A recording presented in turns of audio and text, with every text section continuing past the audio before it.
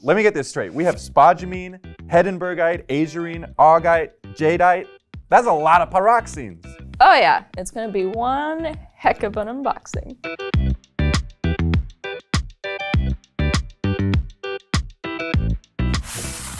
Oh gosh. Box numero uno. Are you ready? Pop a lid on that. Ooh. I think I know what that is right away. Good carving here. You can get that one. This guy, I'm not totally sure. So we have a couple of different things here that came from this box. I have a hunch about that, but what do you think about this?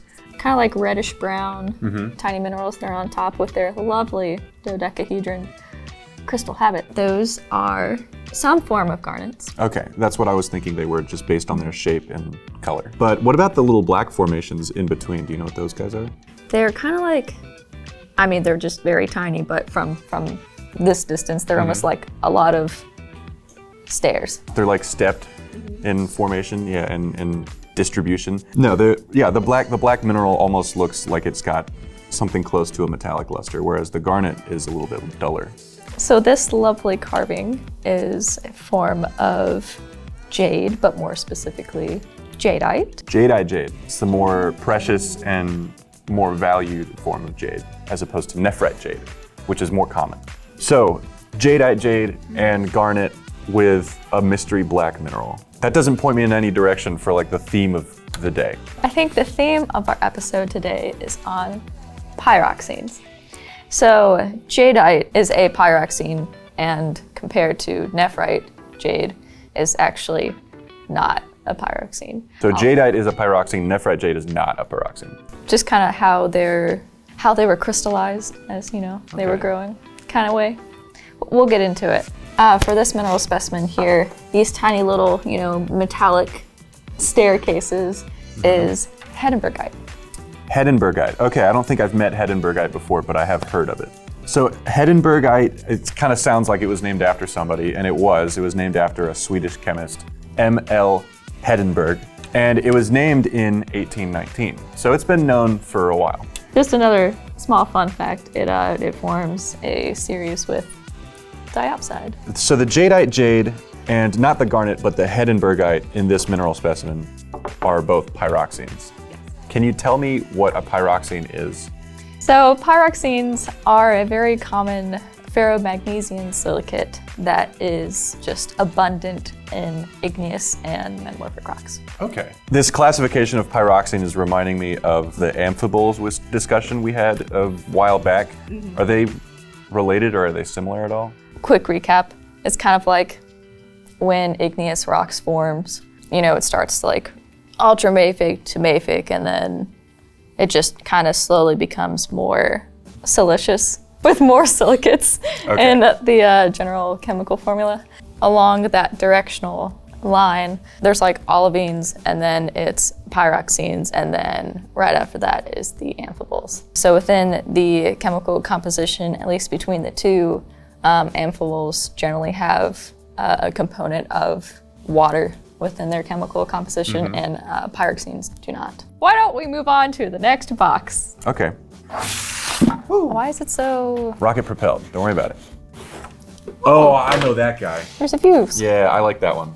We've got an Aegirine here, a little number 2 Aegirine, an Augite from Italy, and... Clinoenstatite from Antarctica.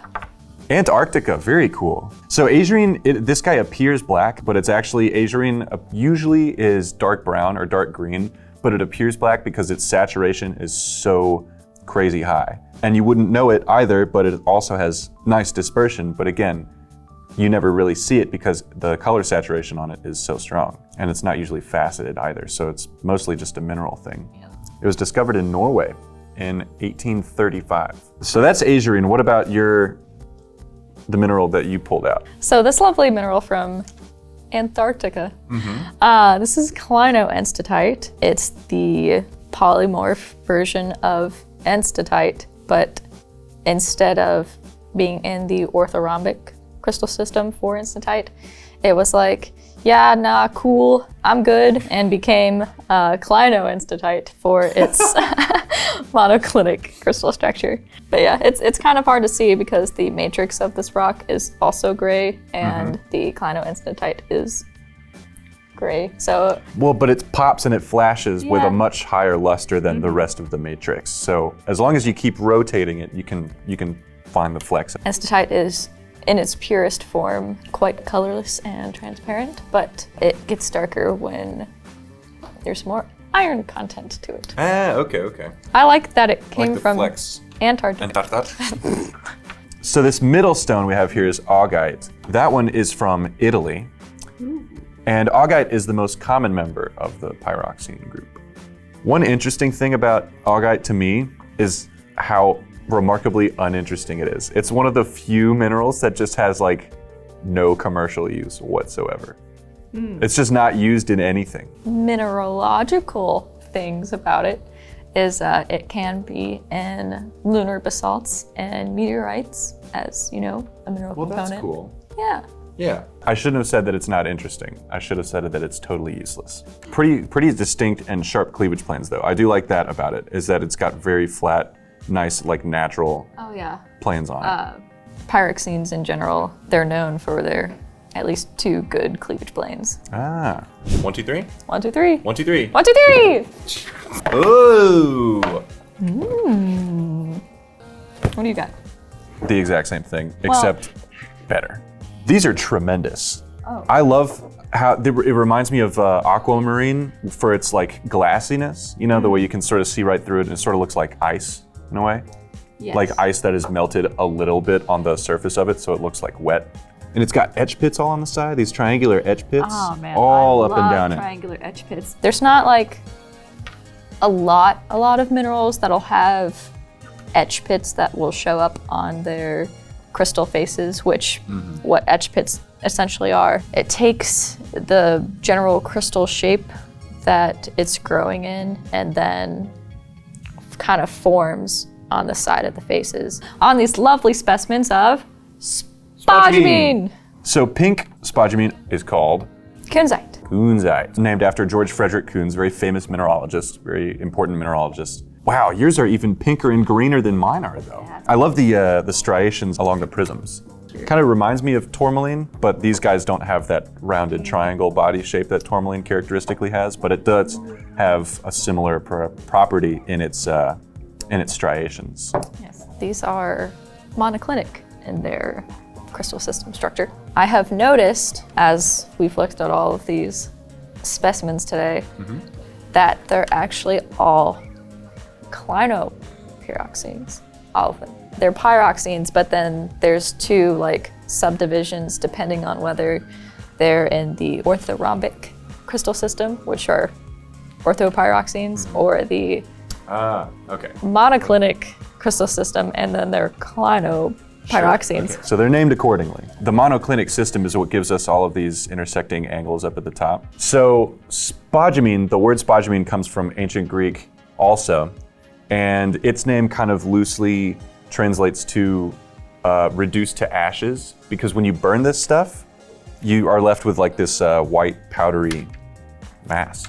That kind of makes sense because spodumene is, well, within its chemical composition, it has a huge component of lithium to it. I imagine all of the white remains is like lithium stuff.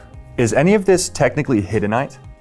Yes, Oh, cool. we do have this one small piece right here. So Hiddenite is a variety of spodumene that comes, it specifically has to come from Hidden, North Carolina.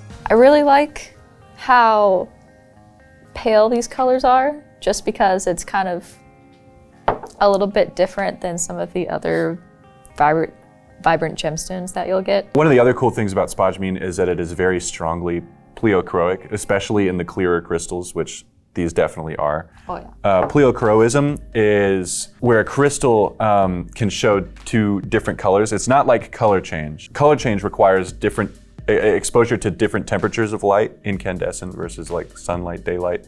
Yes. Whereas pleochroic gemstones only require you to view them from the right optic axis. So if you look at it from one angle, it'll appear one color.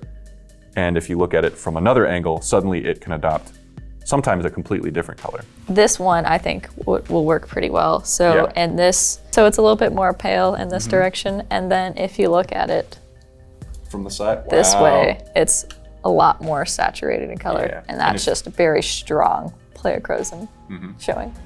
It's very nice. I like pleochroism. These are pretty big crystals, Yes. but they're not nearly the size that spodumene can fully reach, right? That is correct. Spodumene is, one of the few minerals that just can grow into really large sizes, several people in length. The biggest spodumene ever found was 44 feet long. That's like several adults. That is several adults, yeah. Would you look at that? It's like 12 meters. It's a ridiculous crystal. It's laughable to think that something could grow that size. Well, I definitely want to take a closer look at this spodumene specimen. It's large, it's in charge, it's got pleochroism, it's got really dope etch pits of different sizes and depths that I think you really do need to take a closer look at to appreciate. So this isn't like, very colorful, but I wanted you guys to be able to see a little bit more of the crystals that are within this rock. So I think having a closer look would help. Let's take a closer look at this Clinoenstatite and Rob's Spodumene. Spodumene.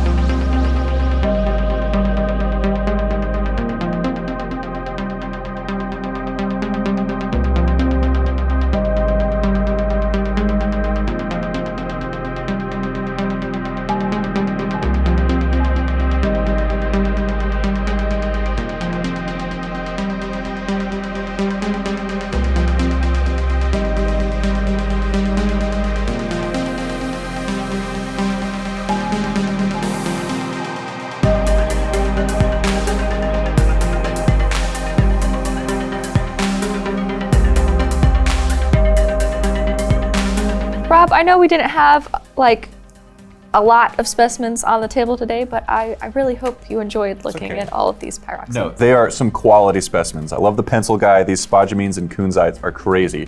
I really enjoyed it today. And if you guys enjoyed watching, don't forget to like, subscribe, and ring the bell so you don't miss out on future videos. And of course, if you want to learn more about these kinds of gemstones and other minerals like them, go to gemstones.com. There's tons of info, so don't miss out on that. And of course, thanks for watching. Bye.